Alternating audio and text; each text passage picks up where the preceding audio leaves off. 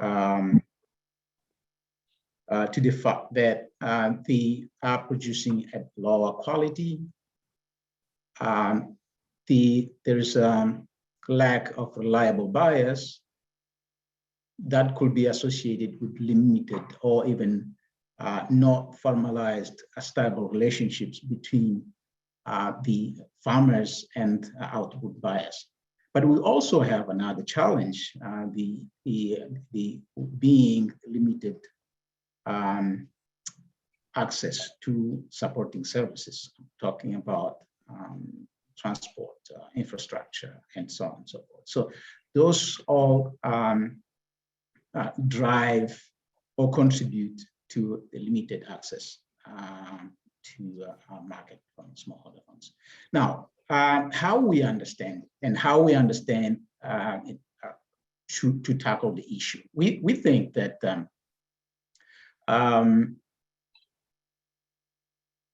off-takers, which are commodity buyers, if they can invest in purchasing systems that allow retailers or even at the farm gate to meet the quality of the standards that is required, will help the smallholder farmers to understand the demand that is out there, the quality that is required, and the productivity that is needed for them to increase their incomes. So this is our vision. So the investments have to be made by off-takers that create interest with the smallholder farmers to supply output of produce that meet the quality standards and the volumes that the output buyers need. But there's another aspect there, which is investment, not only at the farm gate, at aggregation point, but can also be related to other functions like transport, like traceability, like loyalty.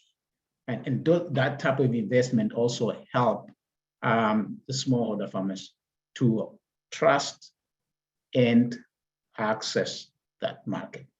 So going to the next slide.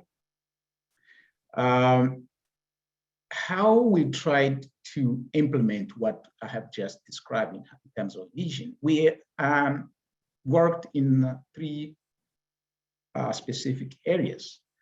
The first area is related to incentivize or promoting the production of high quality and volumes of selected crops. But we'll also look at market access for Mozambican taste. We understand that not all Mozambican grown products, which is with specific taste, have access to market.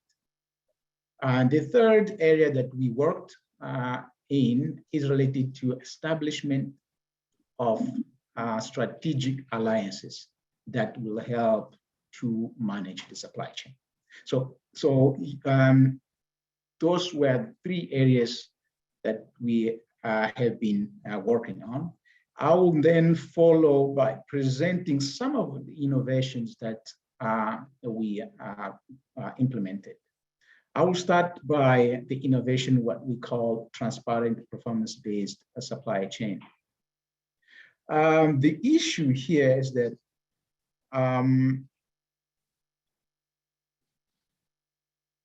the low productivity and low quality can be tackled by establishing mechanisms that reward high performing suppliers.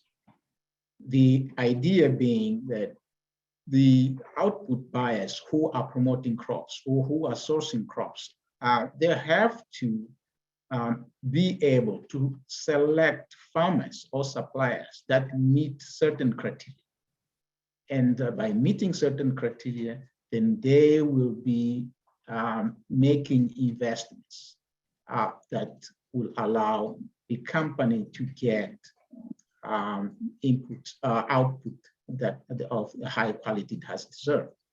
So this is an example of what we call suppliers clubs. So suppliers clubs is just a management scheme that organized farmers based on their performance. Sometimes people call it groups of farmers, but this follows a certain selection criteria so that you don't have to work with every single farmer that in your area, but rather you be working with farmers that meet certain criteria so that can be able to produce and deliver quality and quantity of the product that you're looking for. So in a sense, we are just talking about farmers that are organized. So if you select those farmers will be organized, then they will produce a product that you are looking for, and they'll deliver volumes that satisfy your market. And this way, by working with suppliers clubs, you are at the same time establishing long-term relationship, because it helps you to identify who performs well. And by performing well, you have to create that incentive that he's recognized that he's performing well, and it will continue to grow and performing even better with the incentive program that you create. We had tested suppliers clubs with a couple of companies. We started with Alam on cotton in a concession area, but we moved, we also piloted in open area crops like maize and soya with Ruku. We are also piloting the same strategy suppliers clubs with the INOVA model on coconut and the food crops, maize, beans. We're working on suppliers clubs as well, on the ETG, on the cashew sector. So we have a couple of examples, different value chains, different type of companies that we have tried to pilot the suppliers clubs, and has been working well so far. Next slide, please. On this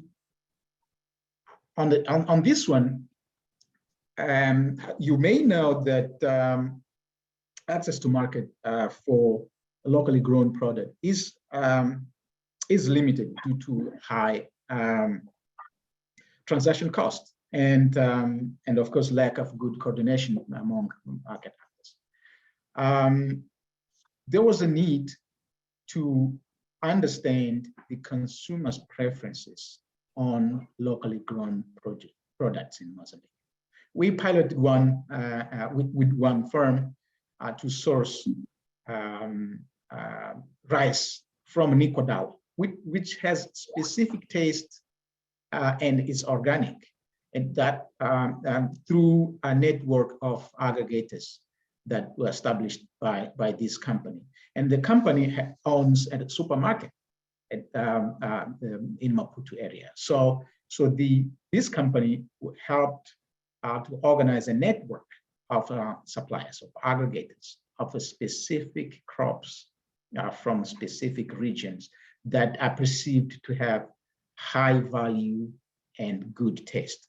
So that was the experience to allow some of these farmers to have access to market, even in a situation where in the past they were not highly valued.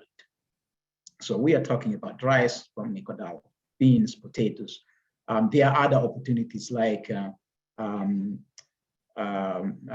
onion from Malema. It has its own characteristic and specific taste. So those products are being promoted through this strategy or this tactic. The next slide, please. This talks about strategic alliances. What we have seen is that there's a need. The purpose of strategic alliance actually is to allow market actors, especially in the supply chain, to be more inclusive to the smallholder farmers. One of the issues that people face when we're talking about supply chain, they say, well, we don't have transport. We don't know how to transport our goods to the market. So even if you are managing your supply chain, you will have to also manage the transport. You will also have to manage logistics, but doing it by yourself may not be efficient, but you can establish alliances that can allow you to keep maintaining or managing your supply chain while the other members or other collaborators in the system are focusing on what they have expertise on. So strategic alliances are important to improve the management of the supply chain, especially domestically. We have one of the presenters actually here is going to share some of our experience in the transport area. The next slide, we are talking here more specifically about transport. The issue related to transport here, we found that when the transport service providers are transporting goods, especially in our case, we had experience with a service provider who was transporting inputs. When they are transporting inputs from the urban areas or the warehouses to rural areas, the trucks come empty from the rural areas to the urban areas. So this company was open to pilot an idea of having a backhauling purchases to take advantage of the space on the trucks on the way back to the urban areas. So this company piloted transporting vegetables from rural areas in Nampula to urban retailers in Nampula City. The experience was good. It looks like it will need to expand so that it justify the volumes. One of the advantage of using backhauling space is the reduction of the transportation costs. So when the truck goes out and comes empty, the transportation cost is high. But when the backhauling space is used, then to take advantage of that space while reducing a little bit of transportation costs on that service. The next, which is last tactic, is what we call traceability. Nowadays, there's a need to get to a space where quality or meeting quality and safety standards, especially on food, is important. There's no way we can improve the supply chain without tackling standards and certification. So we are piloting now some of the ideas which are establishing a traceability. Establishing traceability allows supply chain firms to track and monitor commodities, identifying where those commodities come from. If it's issue related to quality, they can also identify where or who is supplying them quality products, or where products with lower quality come from. Then they can make investments to address the quality issue that affects their supply chain. So establishing a traceability system becomes very important, not only just to manage and track, but also some of the certifications, especially for niche markets, require traceability system to be installed. And they should be able to know if there's an issue, the health issue, they should be able to trace back to the source of that specific product and address the issue. So those are issues that need to be addressed. That's to help us also address or improve the management of the supply chain. Now, with all these examples or tactics that were summarized here, what results we have been seeing? Since we started, and the supply chain from our side, it started very slow, but the other market system like input was really fast. Even though it started slow, we have seen increasing number of smallholder farmers accessing the market. You can see the graph on the left. This is what we have seen since we have started. The number of farmers with access to market have grown. On the right hand side, you see that picture, the infographic there. We just said about 48,000. We count about 48,000 that had access to market so far from our interventions.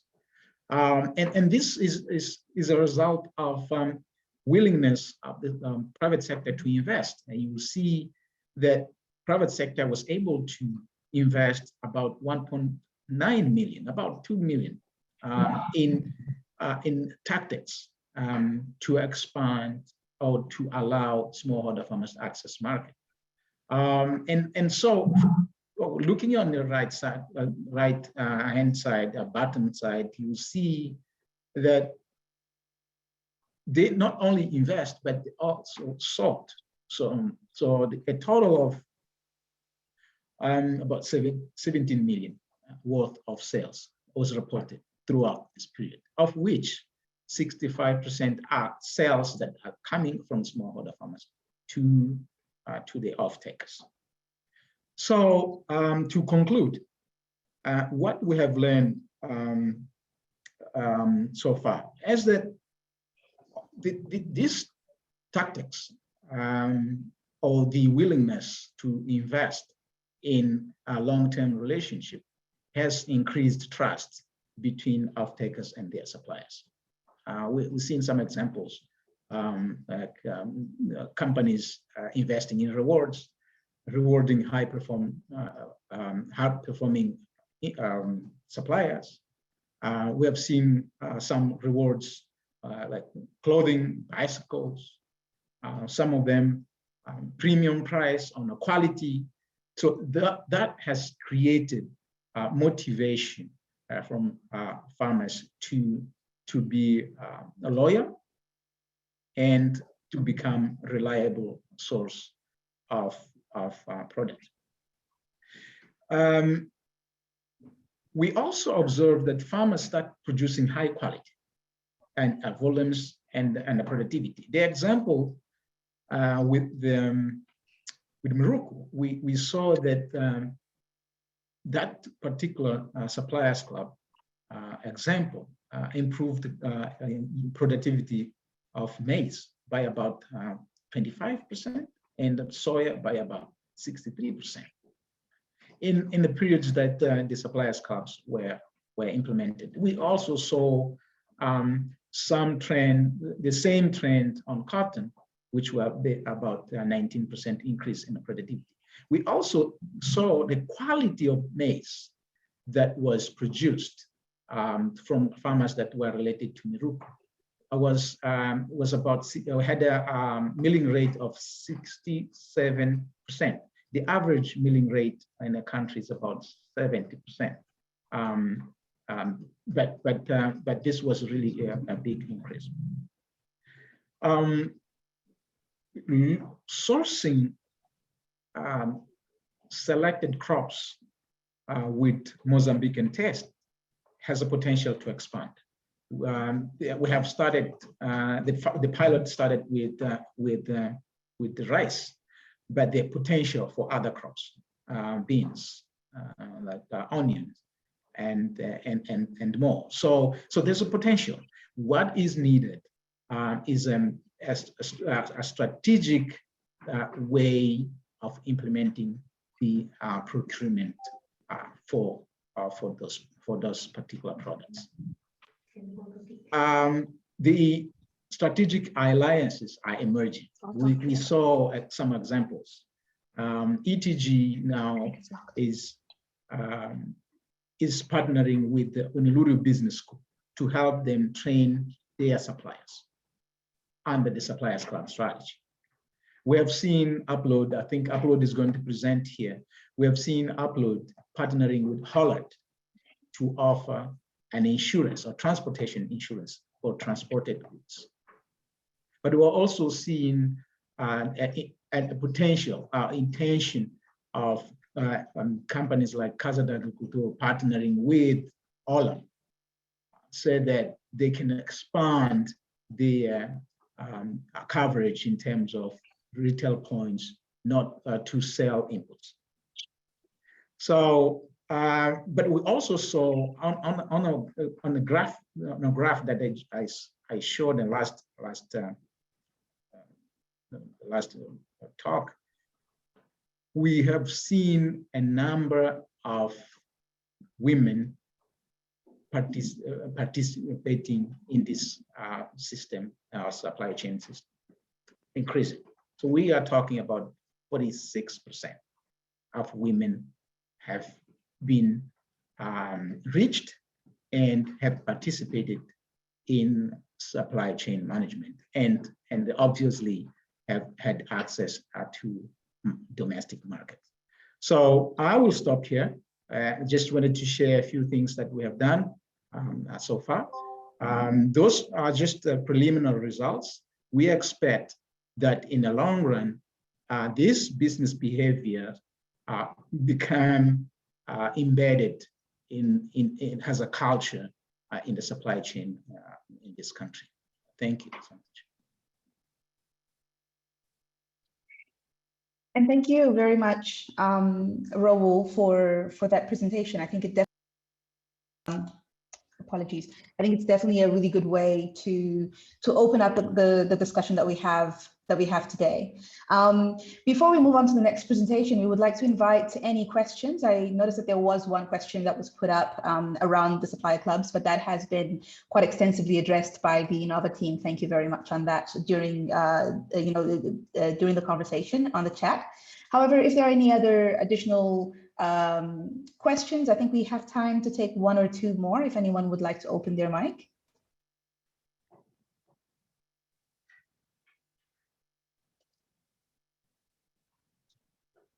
Hello, this is Dominique Duvaldiep again. I have another question from Millennium Challenge Corporation. And I work on gender and social inclusion, and I would like to hear more about the specific program design elements that allowed for an increase in women and youth to participate in the program.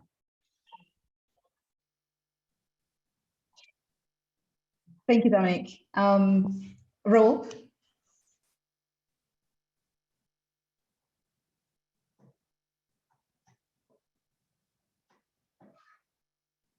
Sure. Raul?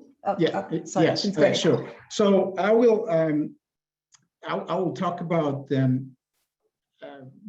I will try to address this question going farther than just the supply chain.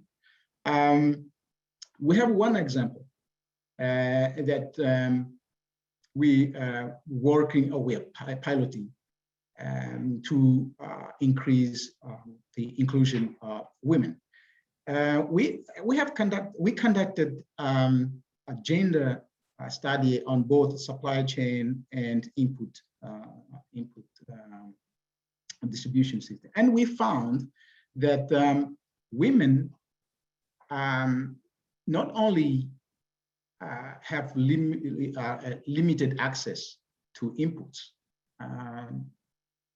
but also have the ability of managing farms. So the kind of dichotomy here: have limited access to inputs. Decision to have access to inputs are made by someone else, not necessarily women, but women stays in the field or in the farm for a long time. So tackling this issue was that why don't we have a strategic input distribution system that looks at on this particular segment, which are women. So how it works is that the input company is approaching groups of women so that they become buyers clubs. A group of women is targeted particularly to become buyers clubs. So they will be able to buy inputs as a group, and they will also be able to sell inputs to other group of women. What is kind of particular about this strategy is that the groups of women are have been already organized. So they are already organized. Now, having them or tackling this particular groups of women who have already been organized, and they have saving, some of them are saving groups, which they have cash sometimes to buy inputs. So by tackling those women, and knowing that in some of the output buyers have great participation of women in their suppliers clubs, then you are just creating a possibility of participation of women in supply chain. So starting from accessing inputs and tackling a segment of women as a particular, and then knowing that some of the supply chain companies, by nature, they are working in areas that are more women involved. I'm talking about areas like Zambezia, where we are working with North Madal, the participation of women is. So those two create even higher participation of women in the supply chain. So there's no, I cannot say we have a silver bullet, but it's a combination of several other strategies that can allow you to have more participation of women. One way of also creating participation of women could be a targeted messaging. Targeted messaging is important to create awareness of women to participate in such systems.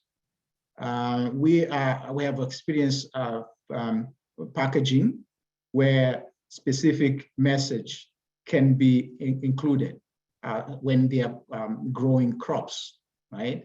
If you include specific messaging in a package of seed saying, for instance, just one example, beans is good to make bhajias. So this person, once buys that type of beans and plant that type of beans, it knows exactly what output will look like. Other aspects could be messaging producers of maize and soybean. Remember that maize and soybean, some of the companies that we are partnering with and is here today, is processing fortified porridge. Now, if the fortified porridge, the messaging from the production side tells you that you are producing maize and soya, that will be processed to produce yogurt that your son will drink at school. That messaging creates this whole interest of women and even youth to even engage more into the supply chain. So just to say that messaging is one strategy as well. Thank you.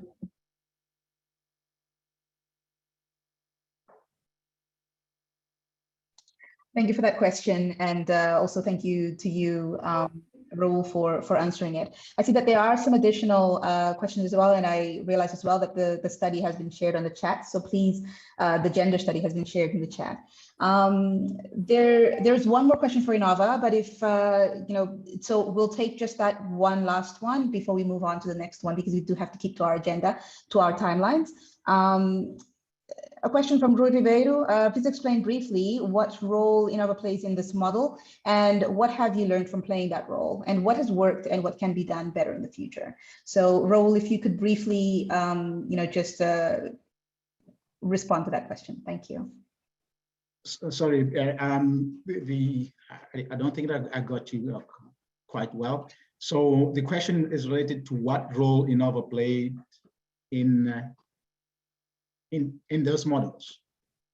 Yes. So and also what can be done, maybe some lessons on what can be done in the future for future programs. Oh, okay. So INOVA plays a role as a facilitator. You could call it a business consultant, but as a market system program, we just facilitate a business to grow. And we worked with individuals who have a willingness to change their business practices to the better, right? To better serve the clients and better provide the services to their clients. So that is a particular role. We have engaged with the several partners who were interested or who are interested in piloting or starting new ways of doing businesses. As you know, changing business behavior or changing the strategy, it takes time, but it's also risky. So our role there was to buy down the risk for experimentation.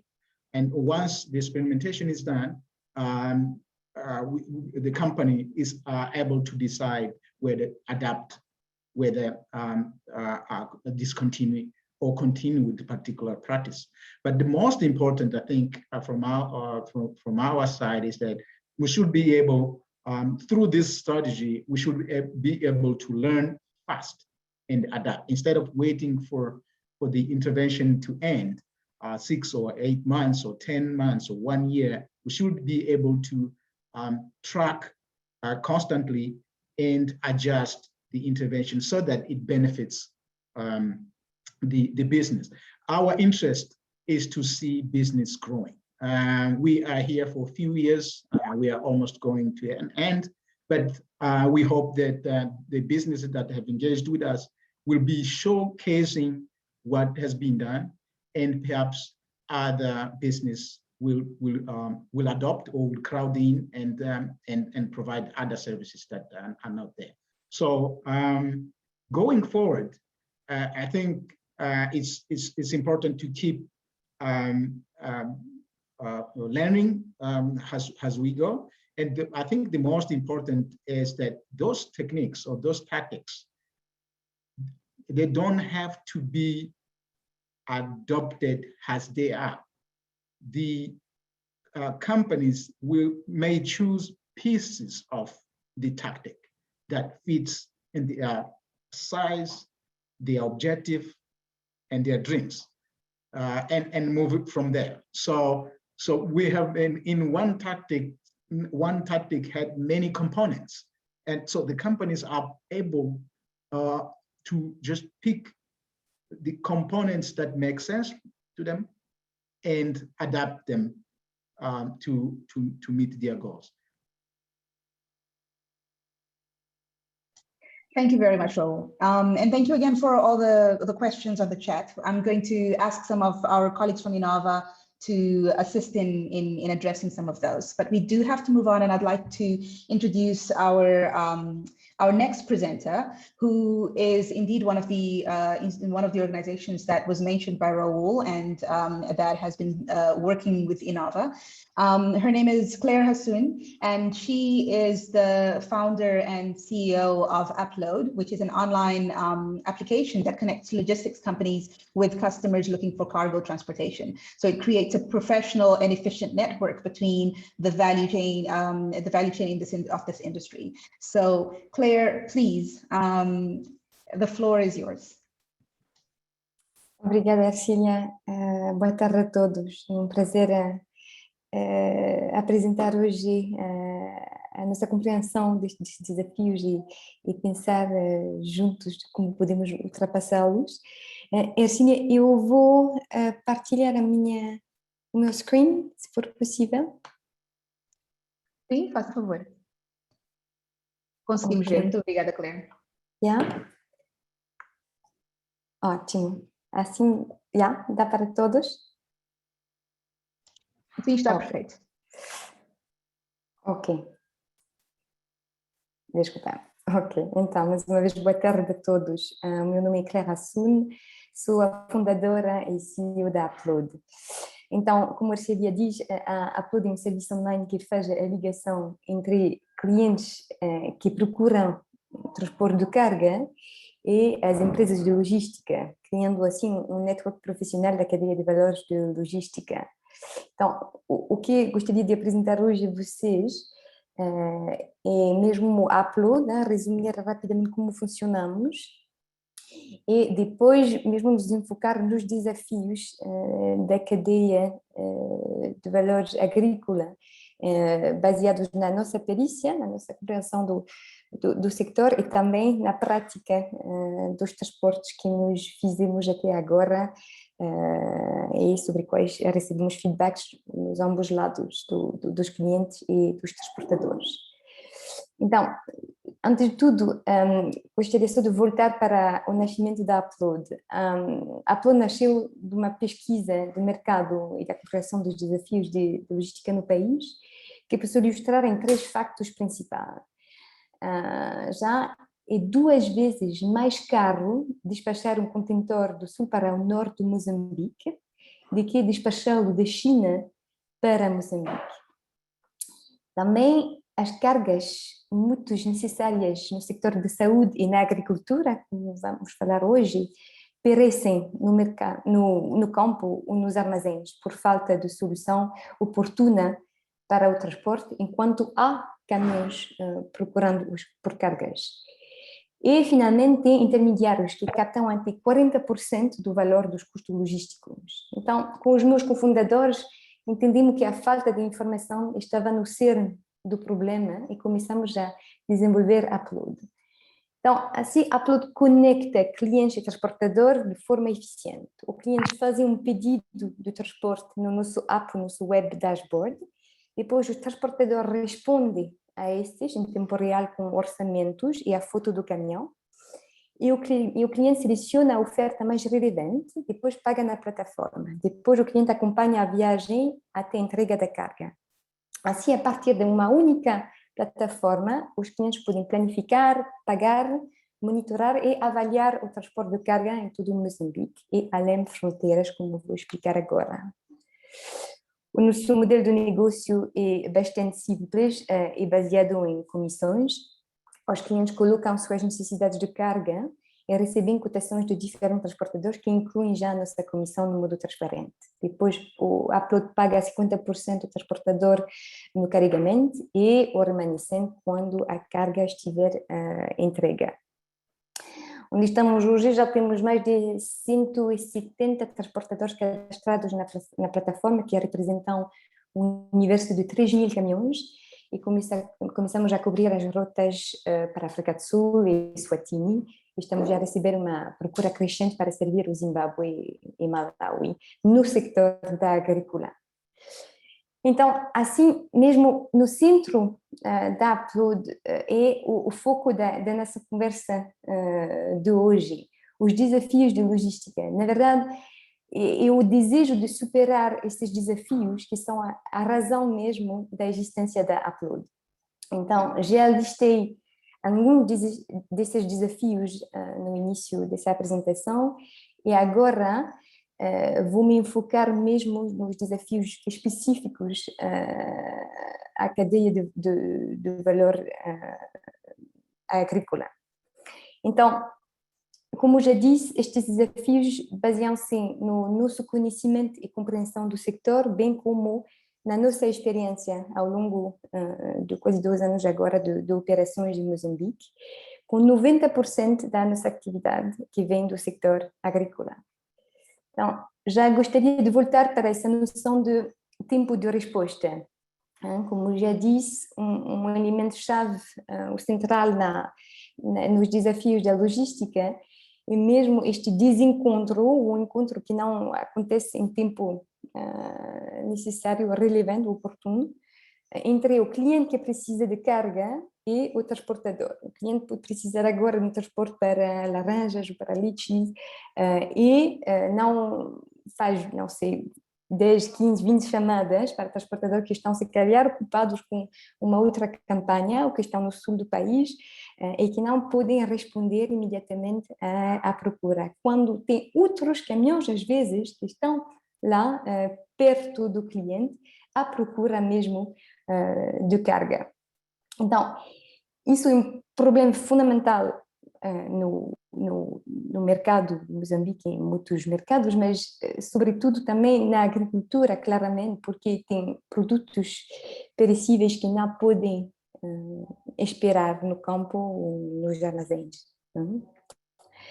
Depois tem também um problema, vou dizer, não é um problema, mas uma observação que, como disse Raul na apresentação antes, isso é uma cadeia de valor que está mesmo muito ligada ao transporte mesmo. O que quero dizer aqui é que a venda de uma mercadoria, às vezes, depende muito do preço do transporte mesmo, do preço da logística. Muitas vezes recebemos pedidos de transporte na upload, mas que não vão ser confirmados até a venda da mercadoria.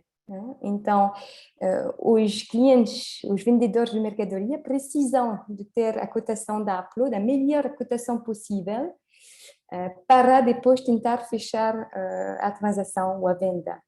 Então, isso mostra que a logística pode fechar ou pode quebrar mesmo uma transação, uma venda ou um negócio. Então, por isso que é mesmo para nós muito ligado ao mercado da carga, e assim por isso que começamos a colocar em contato os vendedores e compradores de mercadoria no país, e também desenvolvemos uma plataforma dedicada a essa, com o apoio da INOVA, que chama-se Trading Room, onde pretendemos ajudar os vendedores de mercadoria agrícola a vender carga, e nós iríamos tratar do despacho caso a transação com um comprador potencial estiver um sucesso. Depois, o que gostaria de mencionar também são os custos. Aqui não há mistérios, a agricultura opera em margens muito, muito finas.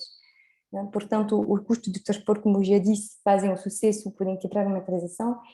E por isso, como o Raul disse, que os preços de retorno, então os preços que um caminhão cobra quando não quer voltar vazio até a origem, então é por isso que esses preços, esses espaços do caminhão são tão perseguidos na cadeia de valor da agricultura. São preços mais baratos, porque o caminhão quer basicamente só cobrir o custo do combustível e também o custo do motorista, e não sem voltar vazio. Então, para trabalhar nisso, para criar um melhor encontro entre o cliente, a procura de carga ou de preços de retorno, e os transportes, a procura de carga de retorno, nós criamos um módulo que chama-se Backload, carga de retorno, que vamos agora operacionalizar em novembro, onde um transporte pode mesmo anunciar que ele está a voltar vazio, não sei, de Nacala para Quamba. naquela Kwamba é um retorno de Kwamba para naquela, por exemplo, nesses dias da campanha de algodão. Então, assim, todos vão ganhar aqui. Estamos a tentar criar um equilíbrio onde o transporte quer carga muito urgente e o cliente vai beneficiar desses preços. Portanto, eu gostaria eu chamei este ponto a ilusão da carga de retorno. Para nós, a carga de retorno e os preços de retorno não são um silver bullet, ou a solução mágica para todos. Por quê? Porque, obviamente, quando trata-se de retorno, isso implica que houve uma ida. E em Moçambique, como em muitos países, a viagem de ida, na verdade, já está, o preço da viagem de ida já está a incluir que se calhar não vai haver retornos. Então, a viagem de ida pode ser mais cara do que uma viagem normal. Então, temos que... Isso não é basicamente a solução para tudo, para qualquer cadeia de valor agrícola, sobretudo porque também tem algumas cargas agrícolas que estão mesmo nessa viagem de ida e que nunca podem beneficiar desses preços de retorno muito raramente. E, na verdade, uma outra ilusão aqui é que muitas vezes um caminhão, para não voltar vazio, vai basicamente cobrar o mesmo preço se está a levar 1 tonelada, ou 5 toneladas, ou 10 toneladas. Eles querem só cobrir os custos de combustível e do motorista, como eu disse, algumas despesas no caminho. Então, por tonelada, quando fazemos estes cálculos, fazemos esses cálculos regularmente, às vezes a tonelada ainda está cara. Estou a pensar em carne que transportamos, por exemplo, do centro para o sul, e que por tonelada, mesmo sendo um preço de retorno, vai sair bastante caro. Então, isso é um desafio, ou pelo menos acho que temos que perceber bem essa noção de volume. Então, está muito ligada para nós o desafio de transportar pequenas cargas. E a necessidade, na verdade, de agregar essas cargas nos armazéns. Acho que tem speakers no painel que podem falar mais sobre isso, sobre essa agregação e essa necessidade, este desafio de agregar carga, mas acredito que isso é extremamente chave.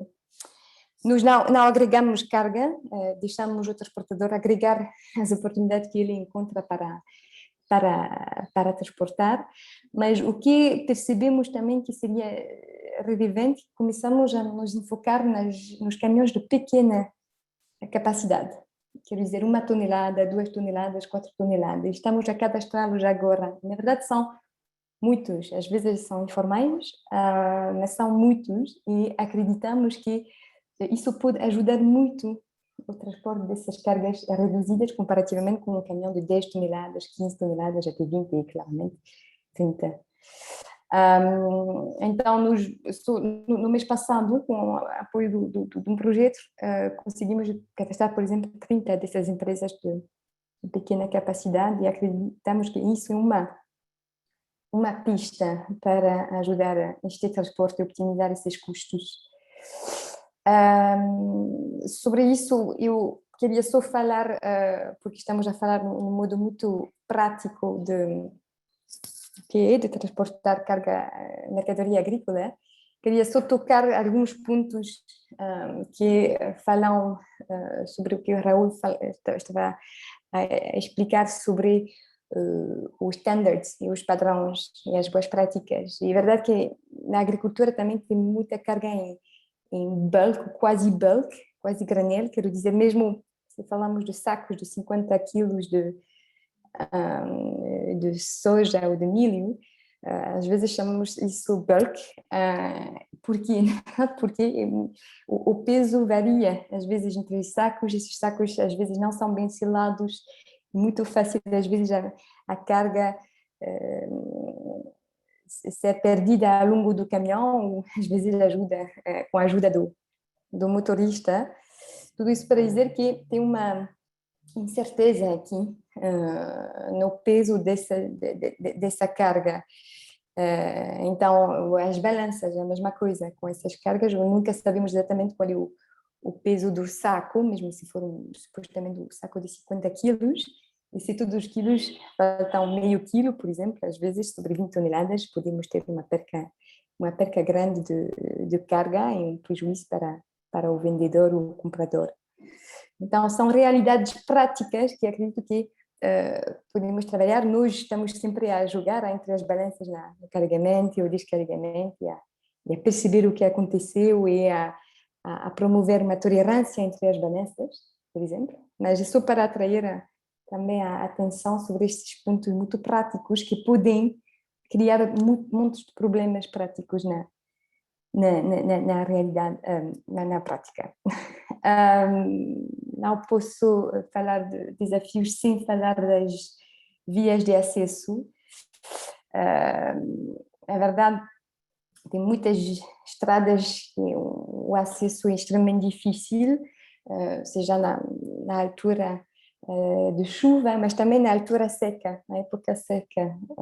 Tem mesmo sítios extremamente difíceis aceder e às vezes temos carga que não encontra nenhum transportador, simplesmente nenhum transportador a um preço razoável ou acessível, porque o transportador vai internalizar nos custos deles, vai internalizar o facto que é uma via de acesso extremamente difícil e o custo vai sair muito caro para uma mercadoria agrícola que não suporta preços de logística muito, muito altos. Então, aqui, bom, nós somos uma empresa de tech, não tem magia que podemos fazer para ajudar esses problemas de via de acesso, mas o que fazemos, já partilhamos muito mais informação, né, sobre a experiência já da Apple nessas rotas, e depois estamos a acumular dados sobre as vias que são mesmo difíceis, que podemos partilhar também depois com as entidades públicas para, se calhar, priorizar as vias onde poderiam se fazer uma reabilitação se o mercado, se os volumes justificarem isso. Não? Mas é mesmo neste pensamento que trabalhamos nisso. Depois eu quero só tocar, gostaria só de tocar o ambiente, desculpa, do negócio, sobre 2 pontos próprios à agricultura. Já a informalidade, acreditamos que é provavelmente um desafios maiores, porque a agricultura tem muitos atores informais e também o transporte muitas vezes é informal, mesmo com empresas formais, mas é informal. Informalidade, para mim, quer dizer mesmo, não é só uma questão de custo, é uma questão de risco. Uma informalidade sem fatura, sem contrato, se alguma coisa acontecer, a pessoa que está a transportar a carga não tem nenhum recurso para recuperar essa carga. Nós temos tantos exemplos, mas eu me lembro de um exemplo de um caminhão que estava a transportar 3 toneladas de litchi, era literalmente toda a produção do produtor e tudo foi gastado no ar e sem nenhum recurso, porque tudo estava informado, o motorista, caminhão sem seguro, tudo. Então, bom, são realidades e devemos começar a incentivar um modo para se formalizar a relação contratual. Isso que fazemos com a Upload e acredito que é uma pista também de pensamento, mesmo se não é muito desafiador. E também, só para ilustrar também essa informalidade, não sei qual é a vossa experiência, mas na nossa experiência, todos os preços do mercado, porque tem preços de mercado, variam muito já, e também muitas vezes não incluem nenhuma taxa. Então, quando você já recebe um preço, é sempre sem IVA. Então, faz sentido, porque o IVA pode passar de um agente da cadeia de valor para outro, mas também porque tem muito transporte que acontece sem IVA. Então, bom, nós não podemos trabalhar assim, mas é só para ter atenção que essa informalidade existe muito forte no sector. do transporte. Bom, queria só falar rapidamente sobre a documentação, mas acho que podemos falar sobre isso, ouvir dos speakers sobre, durante o painel, desculpa, sobre mesmo o âmbito de regulação, que é desafio, mas que é fundamental. Então, aqui eu falei sobre desafios já ao nível macro do mercado, mesmo se eu entrei em alguns detalhes, mas queria só tocar rapidamente o desafio já ao nível mais micro, em 2 minutos, dos transportadores. Os transportadores mesmo são a cara de uma empresa, e os motoristas são a cara de uma empresa, mas infelizmente não tem muita formação dos motoristas para o transporte de carga, então resulta em muitos acidentes na agricultura, quando mesmo poderíamos, precisamos que este transporte seja seguro. E às vezes não é só do facto do motorista, às vezes os gerantes estão a pressionar o motorista porque precisam mesmo que a carga avance, porque isso aqui dá a impressão do cliente.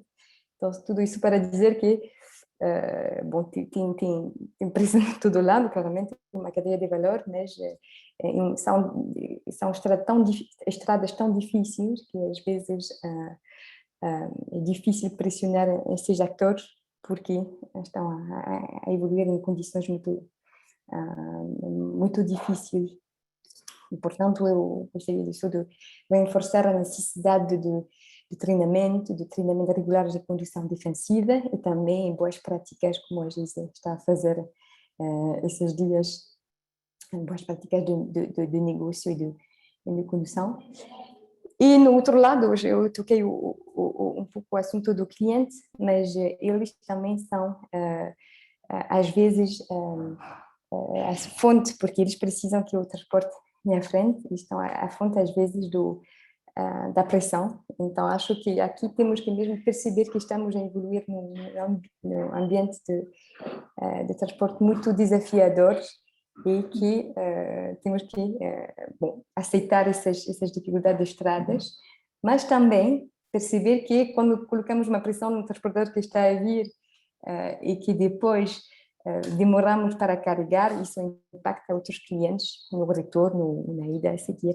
Então, tudo isso para reforçar que precisamos mesmo de falar a mesma língua do negócio, se eu posso dizer, e na Upload trabalhamos nisso para falar sobre os mesmos standards, por exemplo, qual é a tolerância entre as balanças que é aceitável, qual é o tempo de viagem aceitável numa rota, qual é a compensação se uma carga demora a sair, este tipo de coisas, mas também acredito que esses standards podem mesmo criar muito mais confiança no mercado.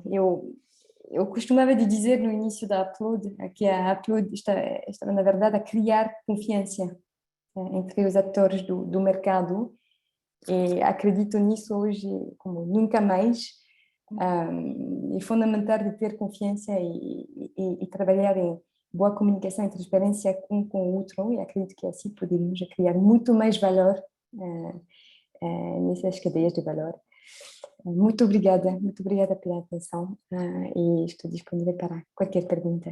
Muito obrigada. Muito obrigada, Claire. É realmente uma ótima experiência essa que partilhou da Upload e tocou realmente alguns pontos que vão ser ainda mais expandidos agora durante a nossa próxima sessão, que é a sessão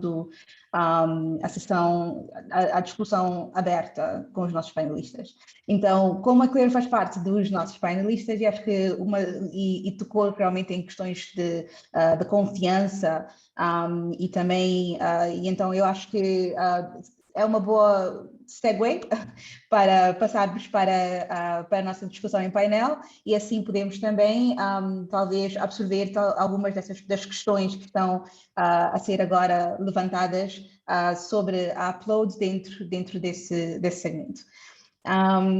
Então, assim sendo, eu gostaria também de então passar a palavra para a nossa moderadora, que é a Nercy Ingrovo, da Tangerine. Nercy, que vai nos levar para a conversa com os nossos painelistas, que incluem a Claire do Upload. Nercy, faça favor, a palavra é sua.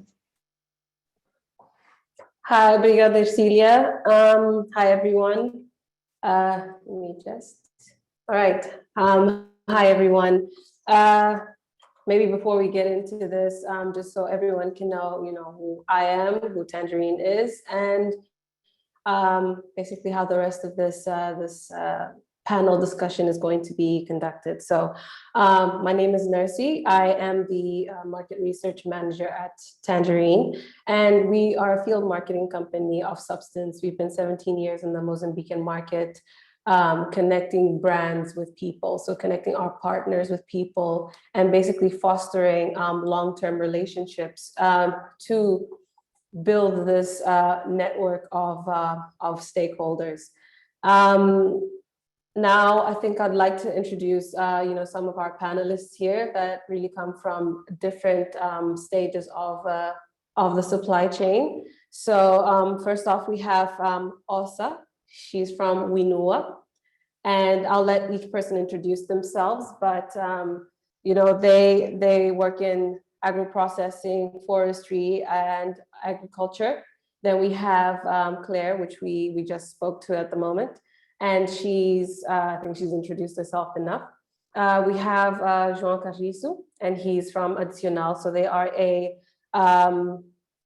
an outsourcing logistics company that's been, working in the Mozambican market and with 27 years of experience in storage and capillary distribution.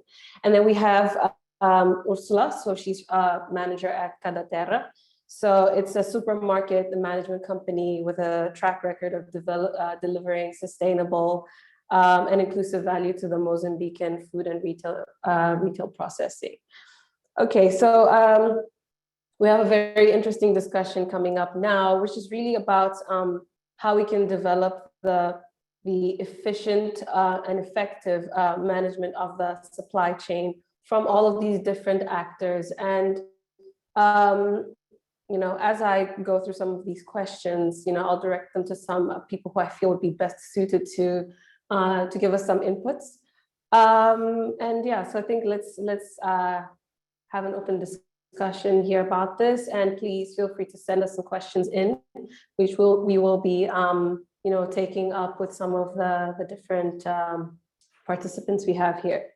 All right, so let's start off with our number one question, which is, how do we set foundations for aligning the interests and building trust among market actors in the supply chain?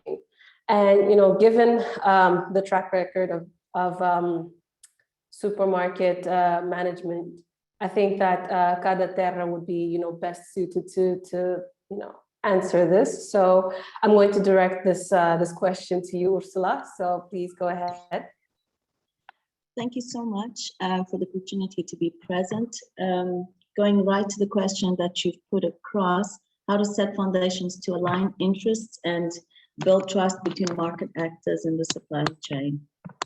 First, perhaps before we start actually answering the question, I wanted to speak on the core gaps that we found in the market systems that present an opportunity to stimulate systematic change and align that to our Cada Terra vision and ensure that our response answers what the market actors want in the supply chain, which at the end of the day is access to market.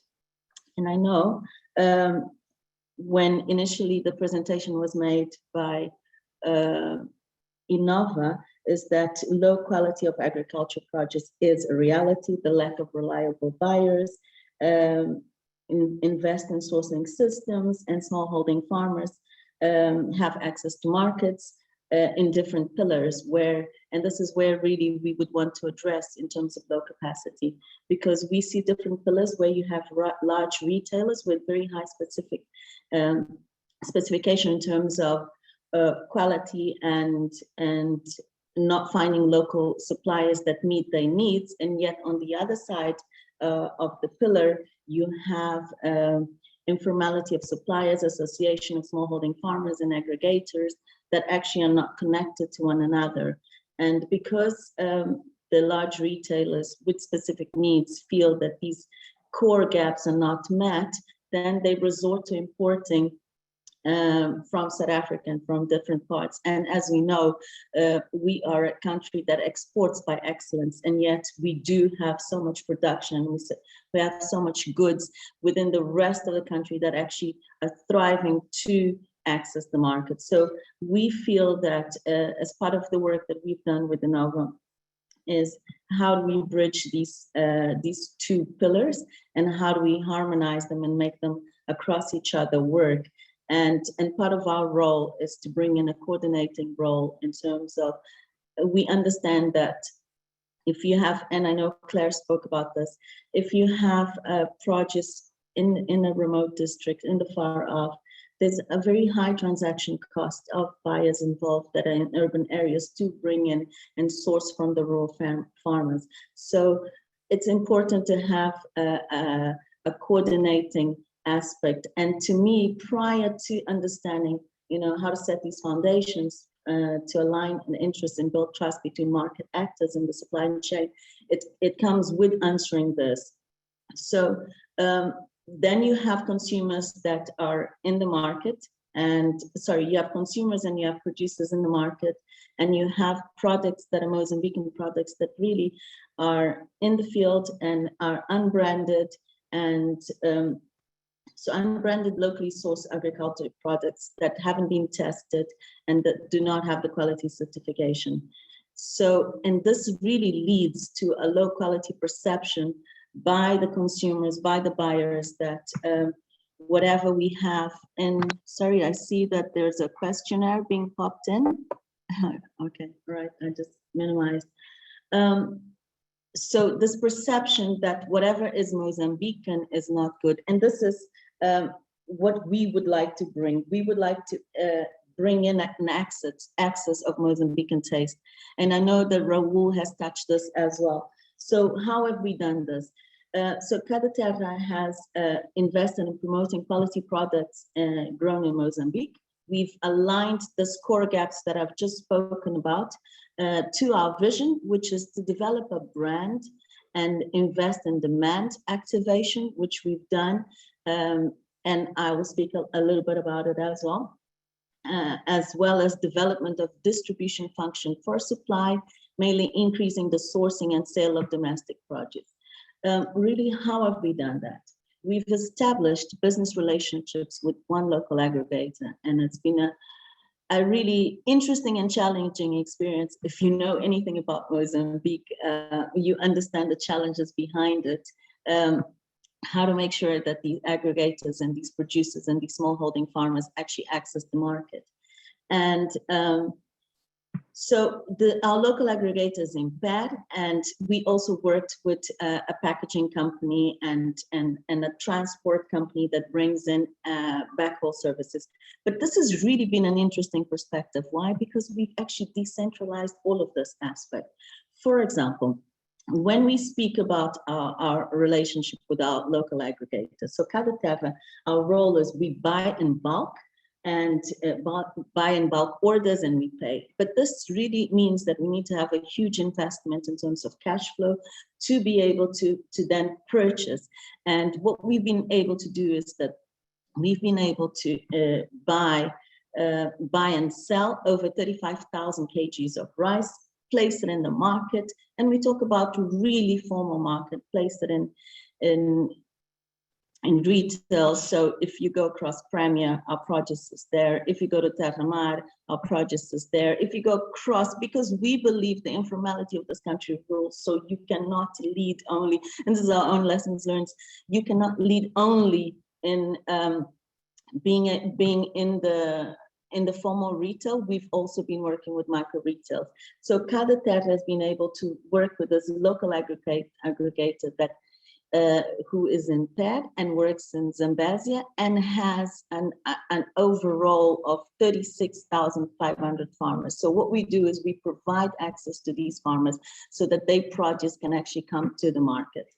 And we understand that in order to set these foundations, align these interests of each of these pillars, and build the trust between these different key market actors. For example, we could have, for our packaging, we could have done our packaging in Maputo. It would have been the simplest thing, but we have taken the toughest and wildest decision that has really worked. We have worked with a company that is based in Nacala. So we've designed our brand, we've designed our look and feel of how our produce should look, that is a Mozambican product. And we've been able to put it in the market and resolving digitally and deciding on a final layout and all of these things with a company that is based in Nacala.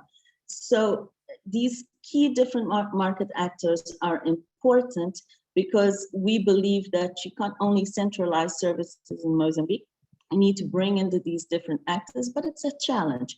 And in so doing, we have also use decentralized services from a transport company that brings in an interesting service, which I found it interesting that Claire speaks on illusion of backhaul or backload transport, but it has really worked because we've been able to identify a company that is able to bring in insurance, make sure that it brings in the responsibility, and is able to deliver on time.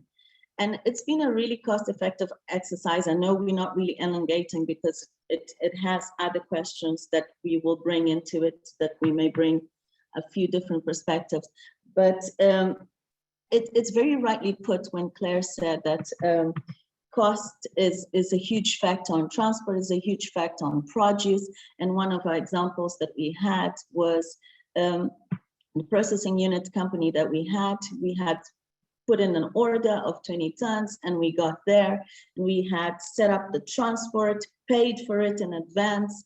And when it got there, they could only process about between, I think, 6 to 8 tons. And that meant that we needed to bring in a second load, and that does affect our final prices. So this really means that whilst aligning our interests, building trust between these different market actors in the supply chain, it also means that we need to invest in these markets, invest in these processing units, in these companies that are facing their own challenges because they work in the remote districts with unimaginable realities. So as part of that, as I've said, we've been able to establish business relationships with one local aggregator, which is impaired, a package and transport service, working in different parts of the country, kind of bringing them all together and develop and adopt a target brand and invest in demand activation. In demand activation, it has meant that we have worked with quite a few companies in the retail sector because we bring in that experience. So we have 8 key stores and micro retailers. Just to give you a little bit of a taste of a few, our produce is in Premier Group, Moçambique Terra Mar, Pierre Guira Sociedade Unipessoal, mercearias, and a whole lot of mercearias on Cada Terra distribution channels as well. And we do transport nationwide to put the produce. Just to conclude, part of this development and adopting a brand so that we give in the trust and the quality so that we have then these key, as I said, large retailers that have specific needs, trusting this process. It has been a really, really thorough process. Normally it takes just for them to actually put these companies into their own system to sell. It takes over 6 months or a year, and we've been able to actually do it in track record time in less than 3 months, put them available, give them the trust that they need, and also work towards all of the certifications that they ask, just to make sure that the produce meets the minimum standards. And that means establishing a solid relationship with these at sale points, distributor and micro retailers. And I see Nercy is anxious for me to move on. Thank you so much, and I'll stop. No, it's these are very exciting topics, and it's so easy for us to really easily take the whole day with this. I mean, we know better than anyone that we could spend the whole day discussing, these strategies and, basically execution, ways to improve this the supply chain. But since we have some more, and I'd like us to still, bring in all of the other inputs that relate to what you were just talking about right now, Ursula. So thank you for that input for now. And yeah, we look forward to a bit more of it as we come into this next question that I will be directing towards Addicional. So, how and what market incentives help to meet end market requirements to promote better supply chain management practices? So, I mean, looking at Addicional and the work that they do in logistics, maybe I think João Carlos could just introduce a bit of what Addicional does and possibly help us, answer this. João? Yes, Nercy, how are you? A long time no see. Good to be here again. Yes. I'm not quite sure if I understood the first part of the question, so Sure. I'll quickly jump to the second one. That would be easier. So basically, we manage logistic needs for our clients, namely whatever they require in terms of storage of products and last mile distribution. So basically, we are a one-stop shopping solution for moving products from the suppliers to their final customers, and with a district capillarity. So we do distribution on every district, and we have supporting hubs on every province.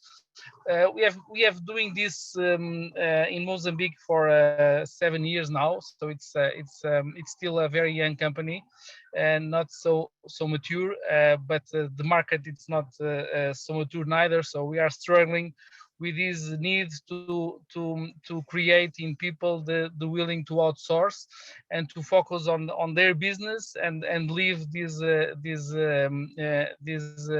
logistic tools to professionals and to people that have done this elsewhere, and with better IT support and with normally better logistic solution. So basically our goal is to offer solutions for distance selling, offer solutions to provide a easy way of supplying everybody customer. So we also have a customer in a district in Mozambique. We can very easily help him to address their clients and to deliver their products. And when doing this, obviously we open an important gap, and we open capacity to bring products back. So there is an opportunity on delivering consumer goods or financial services or even agricultural inputs. There is an opportunity to bring back from rural areas to city areas agricultural production, so to make offtake of agricultural production. The problem is we are not a transactional company. We are a service providing company. So it's very difficult to sell these kind of services to smallholder farmers. They are not interested on buying transportation services, or they are, but not the ones we offer, because what they really need is someone to buy their production at the gates of their farms. So this is the most important thing.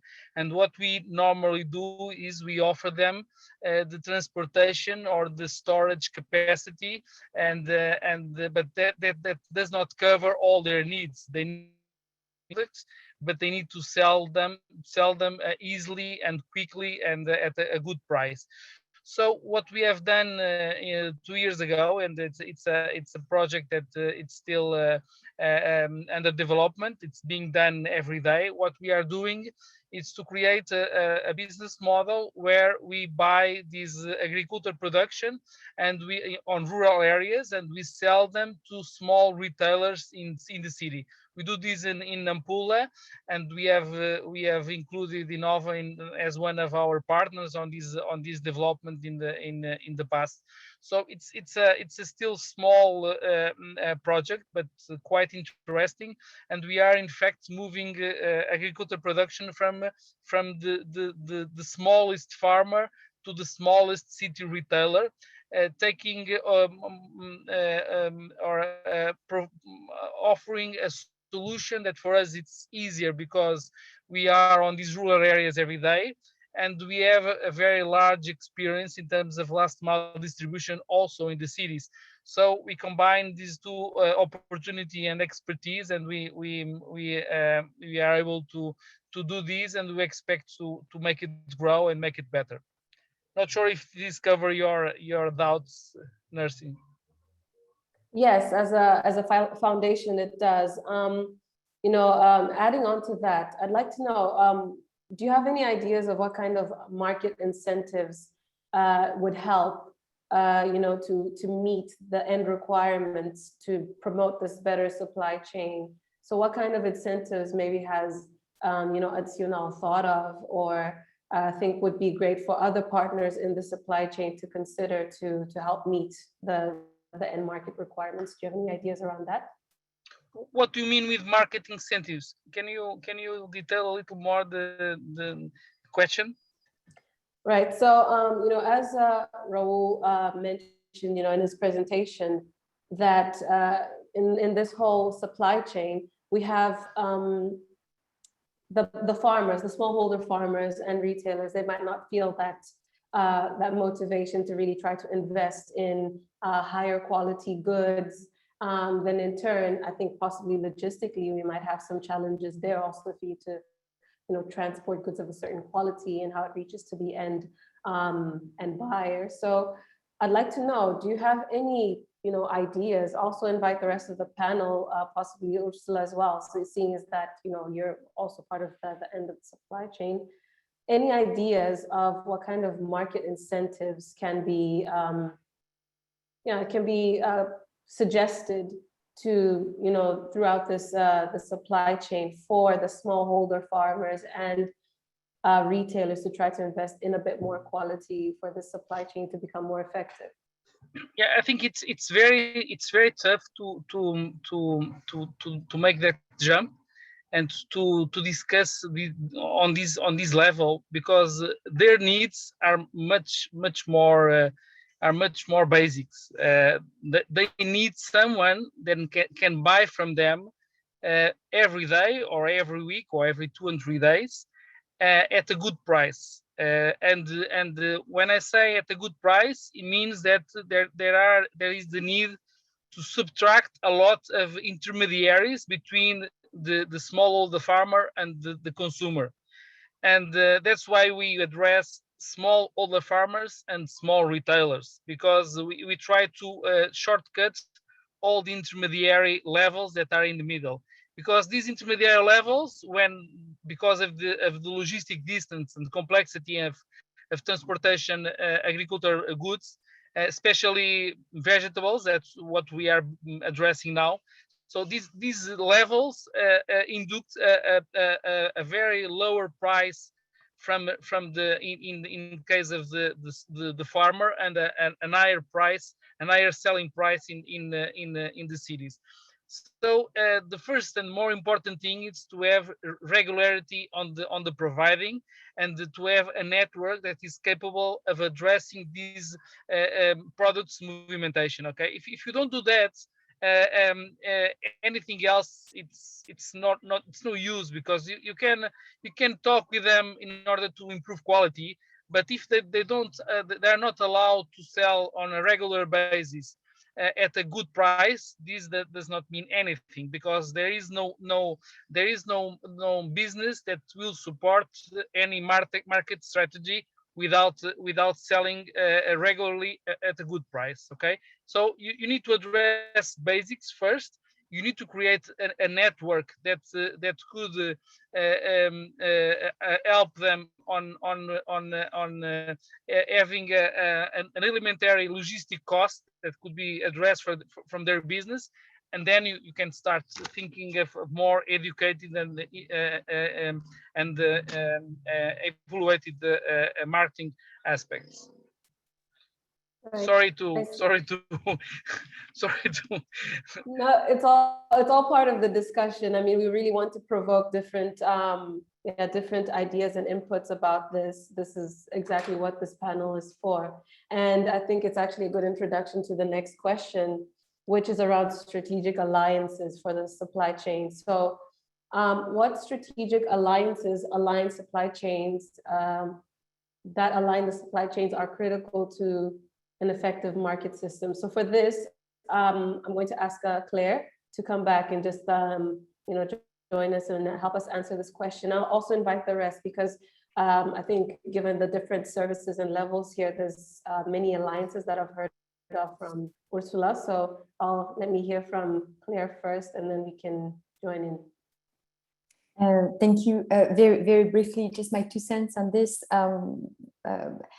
I really linked the question here. I really linked the selling and the trade of the commodity to the transportation costs. And I think that as a start is absolutely necessary to have a platform that provides more visibility on the transportation costs. And as you know, with time we can do this, but still this market varies a lot in terms of domestic transportation costs, at least. And the selling of the cargo itself, that I think this is absolutely needed. And as far as I'm concerned, Jean knows this better than I do, but when we think about logistics, it's transport and stock and storage. The one goes with another. There's no way around. So if we want to improve logistics costs, we need to have a very strong coordination between storage and transport, which is what Jean does at Additional, and we also intend to help facilitate the access to storage. As of now, we're really focusing on road transport, but so selling commodities is really intertwined to the commodity price and the transportation costs are absolutely intertwined. We need to work on this together. That's my 2 cents. Thank you, Claire. And Ursula, you actually mentioned some important alliances during your answer to the first question. Maybe if you could just bring some of those back to us, just to, can you tell us a bit about, how strategic these alliances are and how critical they are to the effective market system? Thank you so much. The strategic alliances that we've done have really allowed us to I'll try and answer it more concretely to what we've done is we've done in terms of contracts to purchase produce with smallholding farmers. And this has enabled the smallholding farmers and associations to access the market and constitute a main source of income generation for the population in the rural area. So what are we really talking about? We're talking about over an association in Zambezia, where we've done a marketing campaign carried out in 4 districts of Mopeia, Niquadala, Namacura, Maganja da Costa, reaching over 36,522 producers through our aggregator. And the number of producers is expected to increase as we add 1 more district in Murumbala. So the idea really is here that we can buy in bulk, and which we've done. We've purchased about 35,000 kgs of rice, and we're actually buying in a bit more with the aggregator, who's also a local agro processor. And this has really kind of increased the level of sales that they have been able to do. They've been able to distinguish in terms of the types of production, plan according, and budget. And we've also done some of our partnerships have also been in Niassa, where we've been able to buy some rice and beans from an aggregator, who's a smaller aggregator and is a woman from Ajuna, And then we also looking to expand to Sangha as well for beans. To us, you know, the importance of doing the strategic alliances, it really has to do with customer type. You know, what is our end customer trying to obtain from us as retailers or distributors? In this case, we're actually wearing a hat of distributors. And this, we look at two aspects, which are both quality and of the rice, because we sell a premium quality, and then we sell something that we call it a budget rice. But both our rice, it's natural.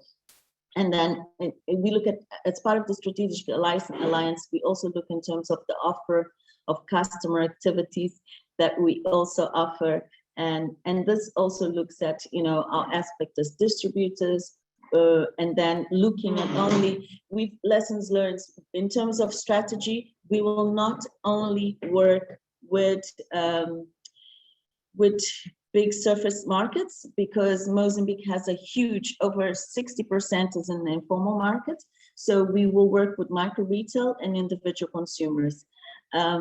So the reasons for us to do that, because in order for us to strategize in terms of alliances, and which is crucial to an effective marketing, is that we need to have reasons for buying and consuming products or services.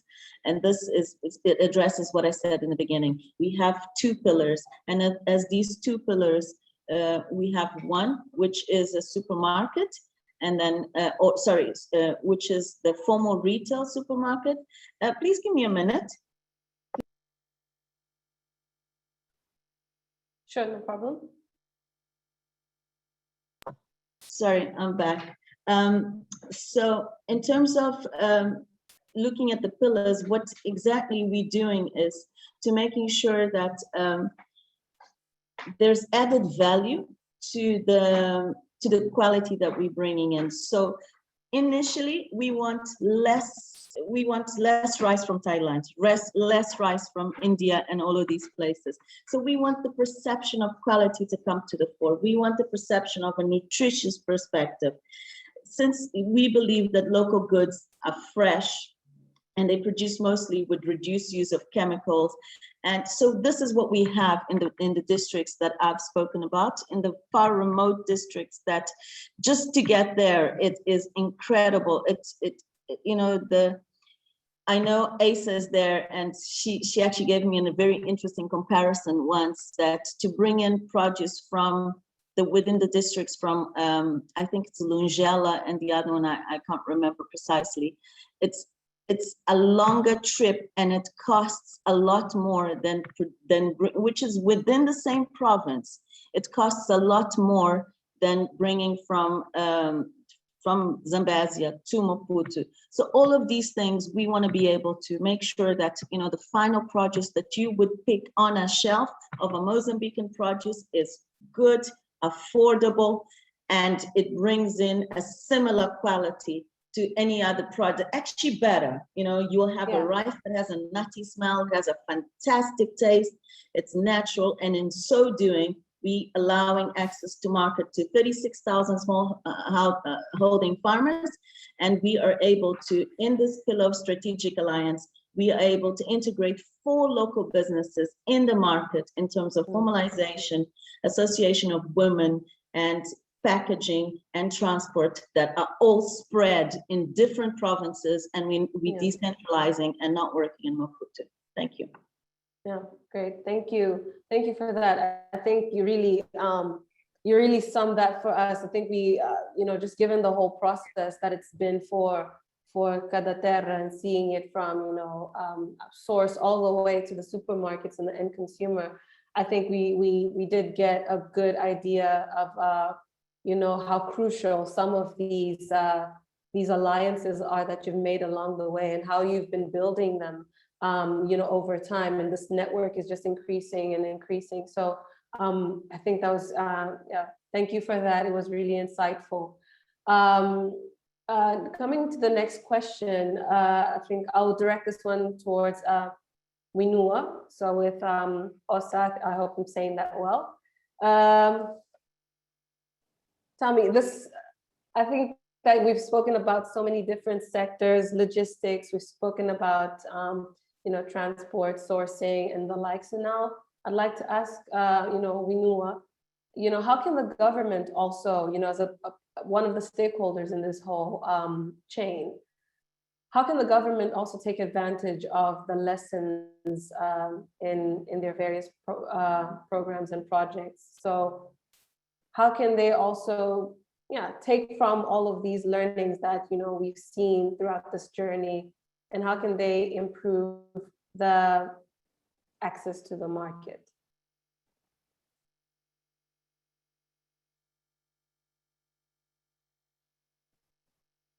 Do we have Asa here?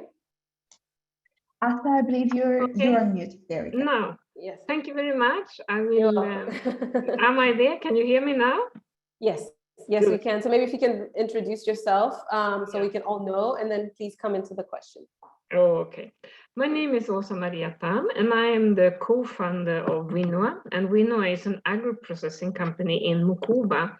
So we process, as we've heard here, fortified porridge. We produce milk, soya milk, and fortified maize flour. And I think one thing that has been touched that is very important is that people here, they perceive produced food from Mozambique as of lower quality. I remember when we started our factory, I said, well, shouldn't we write on the packet that it's produced in Zambezia or in Mozambique? And then the senior staff say, no, then no one will buy it. They will think it's not good enough. You should write instead, it's produced by a machine that we bought from South Africa. That will be much more convincing.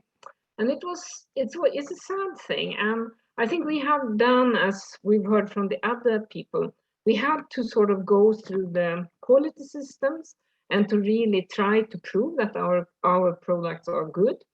And I think the learnings from that is something that I would really recommend the government. Because when you do a quality system, then you have an objective, you want to achieve something. And then when you implement all your quality measures, your structures and your rules and whatever, like the government do with their laws and procedures, then at the end, you have to validate your system to see, does this system deliver what we want? And if we want high quality food that is appreciated by the clients, that is the result we want. And that is, if I look at the government objectives right now when it comes to agriculture and agro-processing, is that the government wants to increase agriculture. They want more to be produced in Mozambique. They want more to be processed in Mozambique. Then I would advise them to go through the same process as we do. They look at the rules, the regulations, the incentives, the system they have put up in place. Does the system deliver the objective they are looking for? It's a very good question for any company, for any government, for anyone to ask oneself. So that I think I would really like to see such an exercise done. And I think because all of us, none of us do no mistakes. All of us do mistakes. All of us invent system that maybe doesn't reach the goal. Then we change that. So it's not, you don't need to be embarrassed. This is what companies do all the time, to admit, well, this was not so good, let's do it better. This doesn't deliver my objective. Well, we do in another way. And that I think will open up. And we talked a lot about having trust. You trust much more a person that say, well, this was maybe not so good.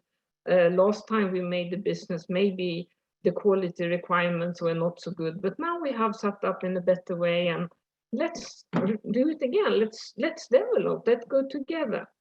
And so I think this is something that will also build trust between the companies when they do it with the suppliers, will build trust between the private sector, the smallholder farmers, and the government. And a society that has a high trust sort of level is much more efficient. You can produce much cheaper. The prices go down. So when I heard I think it was Claire that said that it's more cheap to bring a container from China to here than to bring a container from Maputo to where I am. And this is something, is this really how we want it to be? Is this the type of infrastructure or system we want to have? I'm sure not, because it will not increase the agriculture, it will not increase the agro-processing. So let's really try to develop better. And when it comes to agriculture, I have to mention also, it was not what I was supposed to answer, but anyway, you talked about incentives. And it's so easy to believe if you sit in Maputo, maybe you sit far away, that okay, if I just give some little more cent, everything will be solved. It is not like that, because if you go to these rural areas where the people are struggling to do their production, many of them, they don't have access to the best way of doing it. I think I can see when we try to implement good agriculture practices, then it's very, also I think it's easy to think, okay, now we call all the people, we meet there, and then we tell them how to do it. And then we go out of there and come back after a year, and then we say, they didn't do this, it was not working. Why didn't they follow all the technical advice? Then you can ask yourself, how often do you put on your seatbelt? How many times have people told you that it's a good idea to have the seatbelt to prevent accidents? Is everyone using the seatbelt all the time? No, because it's difficult to change habits. And these people there producing soya beans or maize or vegetables, whatever they do, they need much more sort of support during the whole production process to see that, okay, now I was informed to do like that. Then they need to have someone, an advisor, to come back and, yeah, that was good done, and that was also good done. But here, if you have done that, you would have even more collecta, more harvest. And one of the things that really takes down people here is that they don't put the seeds in the ground in time. And why don't they do that? Because they don't get the seeds in time. There are so many things, small things, that maybe doesn't cost anything, that can increase the production, that can increase the annual sort of income for these farmers, that is possible to do without a lot of struggle.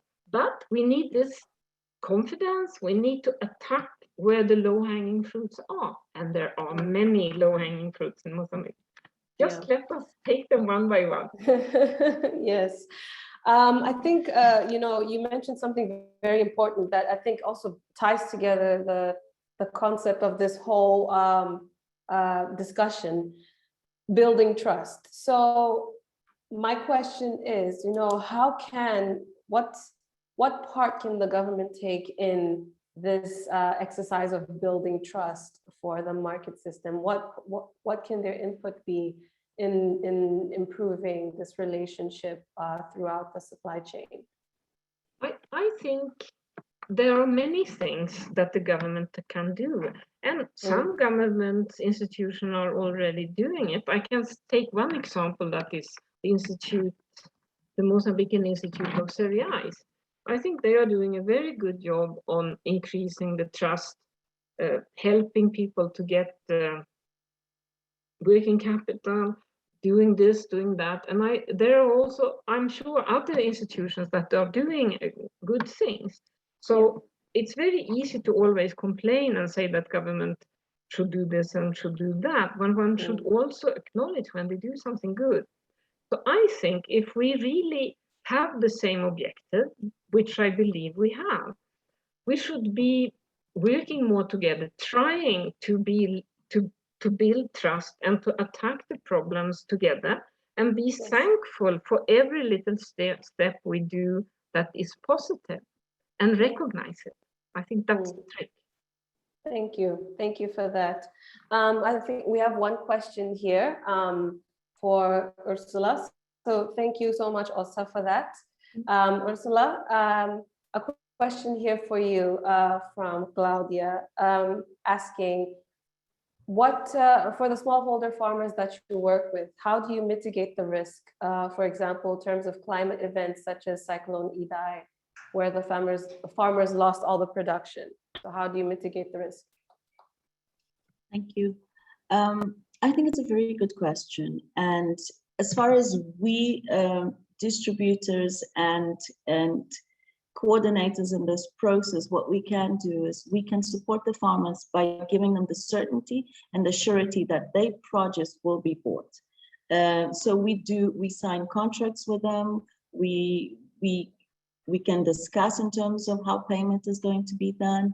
And these are things that we can do and we can control. With regards to the risk, and it's a very good word, and climate events, and the example has been Kenneth, Idai, and Louise. So these are real events that happen, and there is a coordinating body within government that manages and does all of these aspects.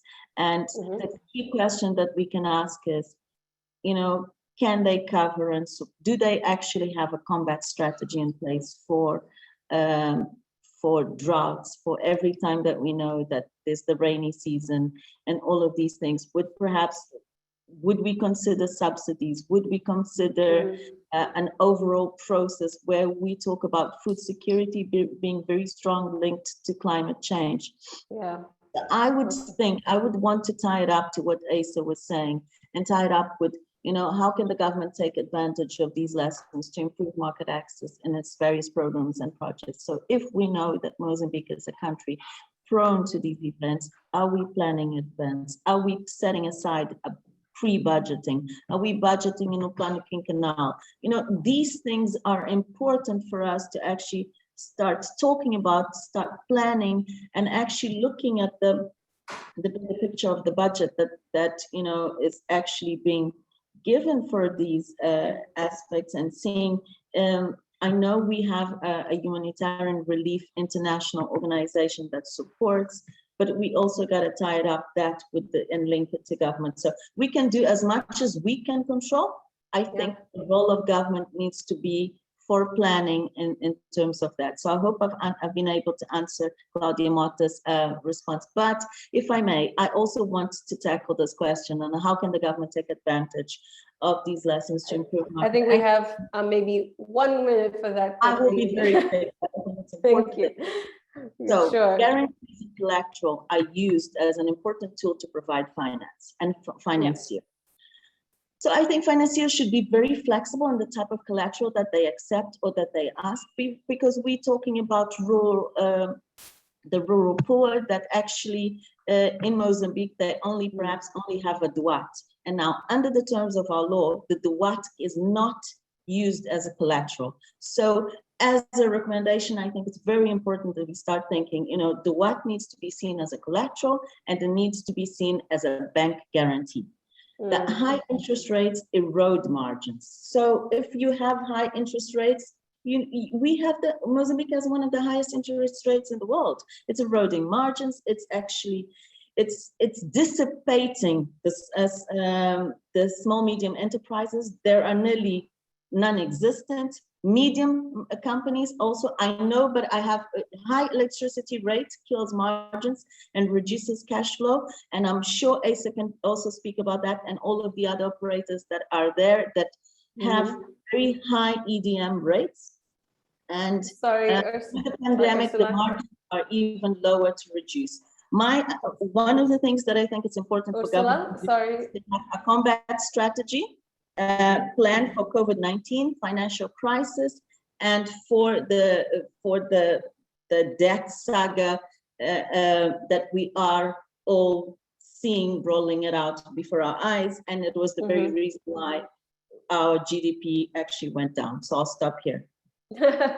Thank you. I can tell you're very passionate about this, and I think Claudia, she said she was from Hollard Insurance. That's her question. So I think we can understand a bit more the context of her question.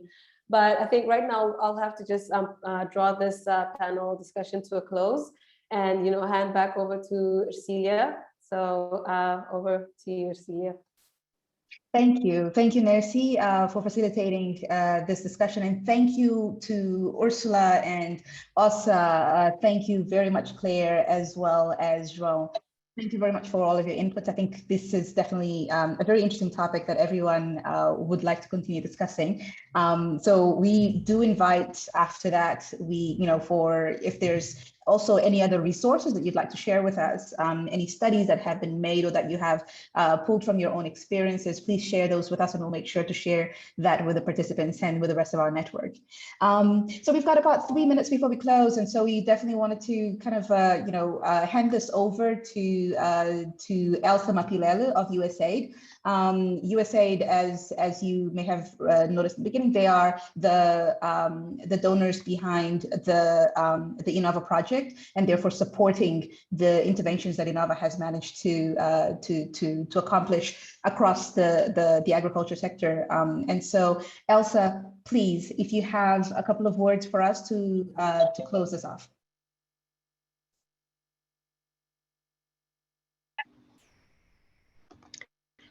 Thank you, Ercilia, for this opportunity, and good afternoon, everyone. Yes, I do have a couple of words. So, good afternoon, everyone, ladies and gentlemen. I'm glad to join you today at this Reimagining Agricultural Supply Chains in Mozambique workshop to address closing remarks of this very exciting event. First of all, I'd like to congratulate the MSDN network for setting up the workshop, which I believe will promote new relationship between suppliers and buyers, encourage positive partnerships, and support agriculture transformation. We know that traditionally, the lack of visibility and transparency has been one of the biggest challenges in supply chain management. Most companies, they like transparency and in terms of what are their requirements for product quality, grading, or even other supply chain processes. And visibility also is needed to predict disruptions and inventory balances. So building trust and improving relationship among market players is very critical. So USAID has engaged in in supply chain management systems through our implementing partner INOVA that we had today. And we have seen major transformation over the last few years. We have seen more companies interested in developing or improving their relationships with their suppliers. We have seen some companies interested in seeing product quality improvement and reliable delivery of products and services. For Mozambican enterprise to succeed and stay relevant within the supply chain net management, they need to build collaborative ecosystem for agribusiness companies and smallholder farmers to work together and benefit mutually from these partnerships. So the development and adoption of innovative supply chain solutions and fast-track commercialization of technologies is also important. So for this past agricultural season in 2021, agriculture was particularly challenging for agribusiness due to COVID pandemic. We noticed the disruption in food availability due to closure of border and restrictions of movement of people and goods. So USAID participated in trying to solve this through the launching of the Challenge Fund, aimed at increasing distribution of agricultural products from rural areas to urban areas and bring about innovations in the supply chain.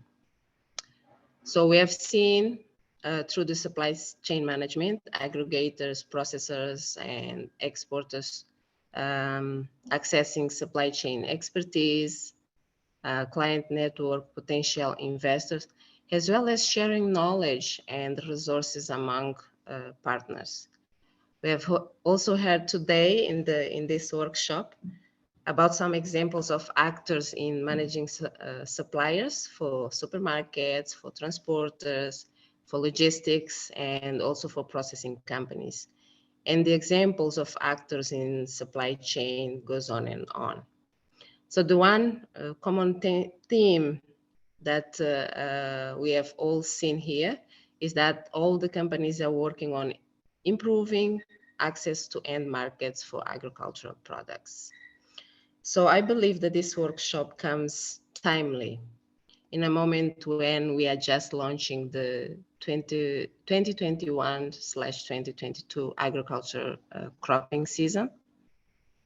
And this is perfect time for linking smallholder farmers, not only to input companies, but also to think about private companies for off-taking arrangements, which is the theme that we have been discussing here today. So developing strategic alliances to build domestic supply for goods and services to the local market. So I'd like to urge private companies as well as government to tap on the opportunities provided through good supply chain management networks and consider building more long-term and sustainable relationship with suppliers of agricultural products.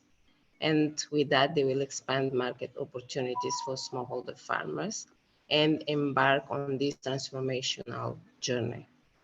In conclusion, I would like to encourage the MSD network to deepen partnerships with farmers and commercial producers by strengthening the supply chain management community and tap on their expertise and resource to transform and innovate in the agricultural market system. USAID is committed to working with all supply chain stakeholders to achieve a successful industry transformation and continue to create jobs and economic development for rural farmers, and especially for women and youth. So I'd like to take advantage of being here, if you allow me, Ercilia, to also inform about the new activities that USAID is launching. We have currently 3 activities under design that have been tendered and are advertised on our website, grants.gov. So the 3 activities are basically Resina, which is Resiliência Integrada na Nutrição e Agricultura. The second is Premier, promoting innovative and resilient agricultural markets. And the third is RCC, Resilient Coastal Communities Activities. So as we can all see, all these 3 activities have a common theme, which is resilience, which is one of the areas that USAID is really interested in addressing, and to support the government of Mozambique in its journey to self-reliance. So with that, I'd like to thank everyone for attending today and wishing you all the best. Over to you, Ercilia. Thank you very much, Elsa. Thank you for sharing that, and also, for making us all aware of these 3 activities that are certainly going to continue on the good work that has been done thus far by USAID. So before we close, we are now 4 minutes over our time. Thank you so much to everybody who has stuck with us until now. We would love to take a family picture, so I would invite you all to switch on your videos and put on a bright smile. And and we're very fortunate to have participants from all over the world. So we really appreciate the fact that it may be very early in the morning where you are at. So thank you. Lots of pictures, lots of faces coming up. And I'll ask my colleague Inácio to capture the picture for us once we have more faces on our screen. And I also have put in on the chat the link to register to the MSD network if you haven't already, or if you aren't already on our database, to receive information about what we're doing a little more promptly, and also a link to our LinkedIn page. And very soon, we're excited that we're going to be launching in the next couple of weeks an MSD portal where we would be hosting a lot of this information, a lot of the resources that are shared in these sessions and outside of them, to really bring up, as Elsa was suggesting, to really create a learning platform where everyone can access information about market systems in Mozambique and other best practices. Okay, so I think we've got plenty of faces. Inácio, please let us know when we should smile and say cheers.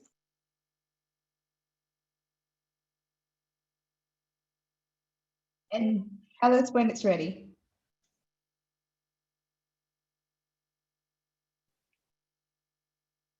Inasi, we can see you, but we can't hear you. Maybe make a little sign.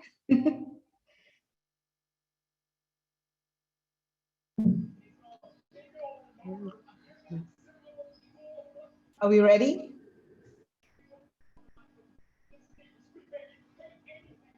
Ah.